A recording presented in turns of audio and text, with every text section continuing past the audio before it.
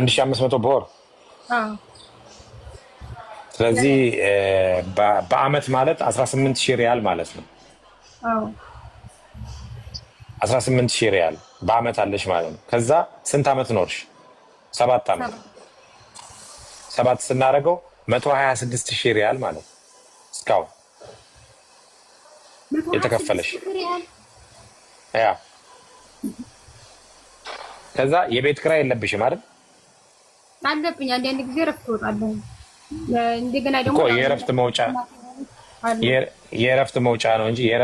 እንጂ እንትና ስለዚህ አሁን የምግብ ወጪ አታውጭም እነሱ ጋር ስለምትኖር የምግብ አላወጣም ነው ስለዚህ የቤትም እንደዚህ ምንድነው ኢጃዛ ነው የሚባለው ጀናዛ ነው ኢጃዛ ነው የሚባለው ኢጃዛ ለመውጣት የሆነ በግሩፕ ነው የምትከፍሉት አይደል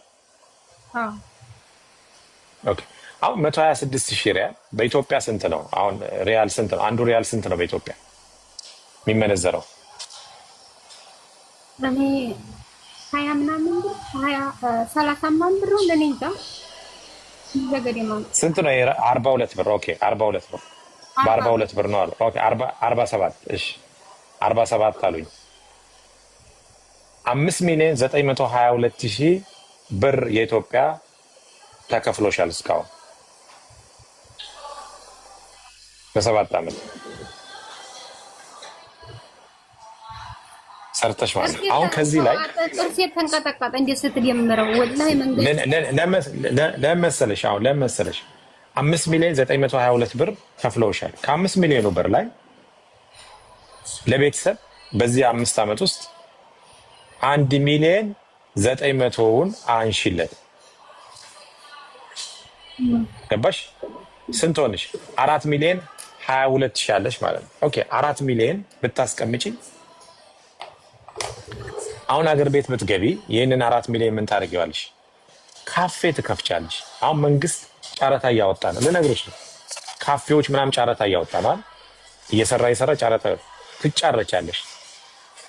ከዛ በኋላ ተጫርተሽ ትወስጃለሽ ብሩን ይዘሻላል ካፌሽን ትከፍቻለሽ ከዛ በወር ቢያንስ 300ሺም 400ሺም አገርሽ ላይ ቁጭ ብለሽ ካፌሽን እየሰራሽ ሜክ ማድረግ ትችላለሽ አሁን እነዚህ በየቦታው እየተገነቡ 4 ሚሊዮን አለሽ ማለት ግን አሁን አንቺ ስንት ብር አለሽ ብንል